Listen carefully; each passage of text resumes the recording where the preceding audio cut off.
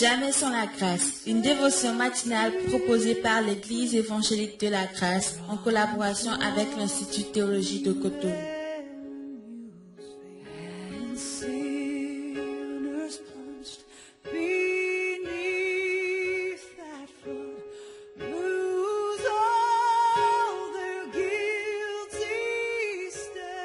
Bonjour chers amis, chers internautes, nouvelle journée, nouvelle provision, bienvenue dans la dévotion de ce matin jeudi 23 décembre 2021. Précieux Jésus, je t'apporte la pensée du jour, viens nous éclairer par la puissance du Saint-Esprit sur cette fête, cette célébration que nous commémorons encore cette semaine au nom puissant de Jésus. Amen. Alors, chers amis, chers internautes, par rapport à cet événement qui est devant nous ce week-end, j'avais reçu pas mal de questions alors que nous sommes en train de parler de la faveur divine, et j'aimerais aussi apporter ce thème, la faveur divine, mais sous l'angle de cette fête que nous commémorons. Et ce matin, j'aimerais apporter une précision, quelque chose de très, très, très puissant pour nous, quelque chose qui va nous aider à mieux comprendre la pensée de Dieu et à faire un pas de plus. Laissez-moi vous dire que en tant que chrétiens, nous ne célébrons pas Noël, mais nous célébrons la nativité de Christ. Ce n'est pas pareil. Ce n'est pas la même chose. Nous ne célébrons pas Noël, mais nous commémorons, nous célébrons la nativité de Jésus-Christ.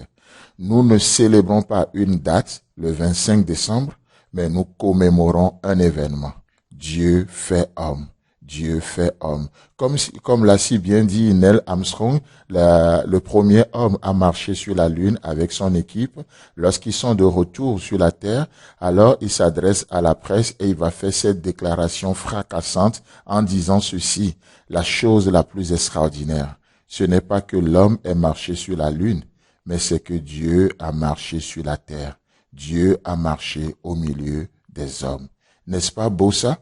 Dieu parmi les hommes, Emmanuel, c'est-à-dire Dieu est avec nous, Dieu en nous et Dieu pour nous.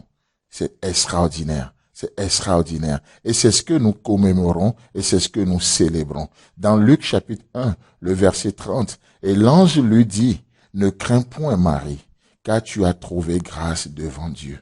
Alléluia. Et c'est ce que nous célébrons, la faveur de Dieu. Ici, c'est une faveur pour Marie. Dans cette situation où la crainte saisit son cœur, l'ange lui dit, ne crains point. La raison, c'est que tu as été favorisé. Tu as trouvé grâce devant Dieu. Dans Luc chapitre 2, le verset 10, l'ange va aller plus loin. Il va s'adresser à un groupe de personnes, aux bergers. Et il est écrit, mais l'ange leur dit, ne craignez point, car je vous annonce une bonne nouvelle qui sera pour tout le peuple le sujet d'une grande joie. Alléluia. Chers amis, chers internautes, alors que le péché a introduit la crainte perpétuelle dans le cœur de l'homme, vous le savez, n'est-ce pas? À chaque fois que l'homme pêche ou le péché introduit la crainte dans le cœur. Moïse n'a jamais peur de Pharaon jusqu'au jour où Moïse a tué un Égyptien. Et là, Moïse dit quoi? Pharaon saura l'affaire, et Moïse a fui la présence de Pharaon. Et le péché nous fait fuir Dieu. Donc, le péché a introduit dans le cœur de l'homme une crainte perpétuelle.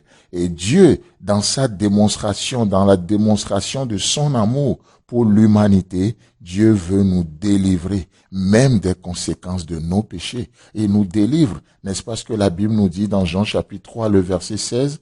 Car Dieu a tant aimé le monde, il a donné son Fils unique. Et c'est ça le don. Jésus-Christ, Dieu qui vient naître. Dieu qui vient naître. C'est un mystère, c'est extraordinaire. Et Dieu fait ça pourquoi? Parce qu'il veut ôter les conséquences du péché, il veut ôter la peur, la crainte. À 2 reprises déjà, nous voyons pour Marie, ne crains rien. Pour les bergers, ne craignez point, ne craignez point.